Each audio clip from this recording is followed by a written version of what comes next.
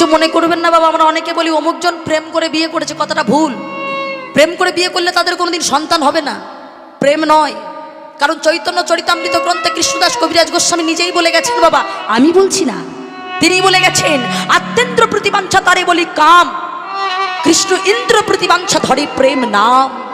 আত্মার সুখের জন্য আমরা যেটা করে থাকি সেটাকে বলা হয় কাম, আর ঈশ্বর প্রীতির জন্য যা কিছু আমরা করব সেটাকেই বলা হবে প্রেম। প্রেম কথার অর্থ হলো শুভময় মঙ্গল বা ঈশ্বর।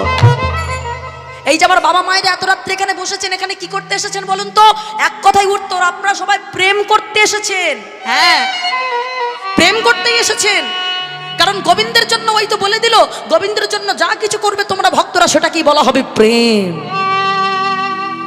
বলে কৃষ্ণ মানে সাধারণ কোনো বেটা ছেলে ভেবো না। হ্যাঁ, কৃষ্ণ এই অক্ষরটা লিখতে গেলে আমাদের কিভাবে লিখতে হয় বাবা? ক লিখতে গেলে প্রথমে ব লিখতে হয় না?